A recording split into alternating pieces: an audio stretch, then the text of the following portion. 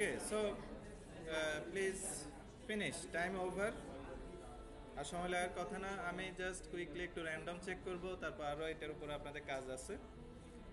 দুই তিনটা টিমকে জিজ্ঞেস করি। একদম লাস্টে যে টিম আছেন, আপনাদের প্রবলেম ডোমেইনটা বলেন এবং আপনারা কি কি অবজেক্ট খুঁজে পাইছেন। ইয়েস,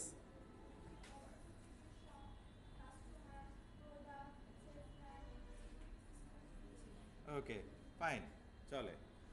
নেক্সট, এখানে একটা টিম আপনাদের হসপিটাল। ওকে, আচ্ছা, ওকে, বলছি, হ্যাঁ।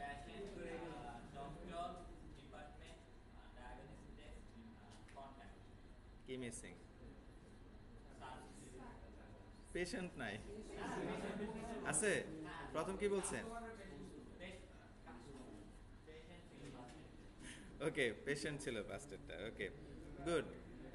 কাছাকাছি, তাই না? ওয়ার্ড আর আরও অনেক কিছু বসাতে পারে। থ্যাংক ইউ, বসেন। হ্যাঁ, একদম সামনে টিমটাকে জিজ্ঞেস করছি। ওকে, ওনাদের হসপিটাল। হসপিটাল কত জনের? কয়টা?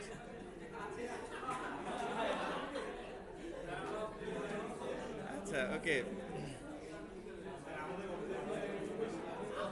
আচ্ছা, ঠিক আছে, বসেন। আচ্ছা, থ্যাংক ইউ।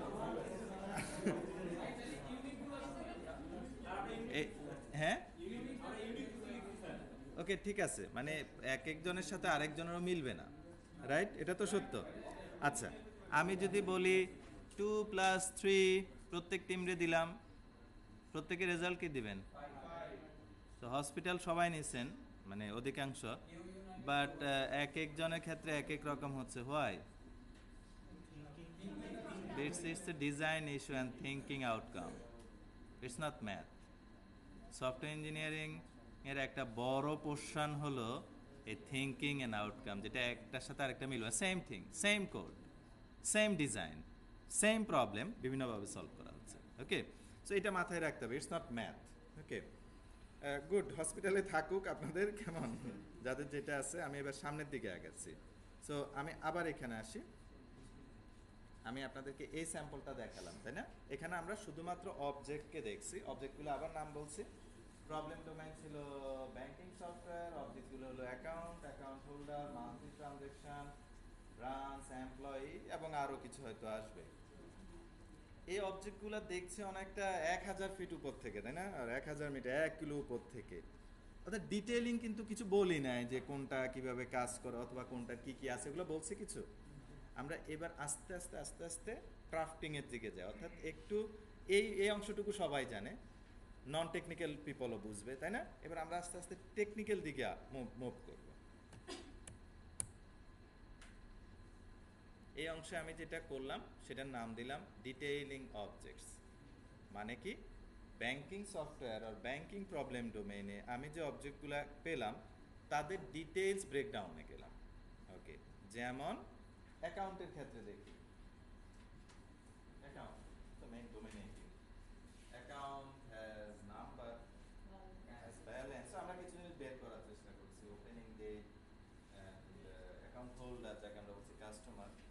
অ্যাকাউন্টের মধ্যে কি কি করা যায় দেখেন। অ্যাকাউন্টের মধ্যে করা যায় হলো কোনো টাকা দিয়ে আমি ডিপোজিট করি, তাই আমি বলি যে এই টাকাগুলো জমা দেন, অথবা গিয়ে বলি যে আমি এত টাকা উঠাতে চাই আমার অ্যাকাউন্টে, তাই নয় কি? ওকে, সো একটু ডিটেল করলাম। এই অংশটুকু বুঝতে কারো প্রবলেম হচ্ছে কিনা? তাহলে এট দ্য সেম টাইম এখানে চলে আসেন, এমপ্লয়ির নাম আছে, আইডি আছে, ইমেল আছে, স্যালারি আছে। এমপ্লয়ি কি করে? এমপ্লয়ি ব্যাংকিং ট্রানজ্যাকশনগুলো হ্যান্ডেল করে, তাই না?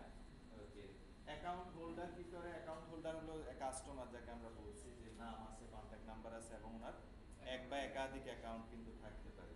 ব্রাঞ্চে চলে আসে, ব্রাঞ্চে কি থাকে? ব্রাঞ্চে থাকে নাম কি, ব্রাঞ্চের লোকেশন কোথায়, কতগুলো অ্যাকাউন্ট আছে, নতুন অ্যাকাউন্ট ক্রিয়েট করা যায়, অ্যাকাউন্টগুলোর লিস্ট কি, আমি জানি কিছু, তাই নয় কি?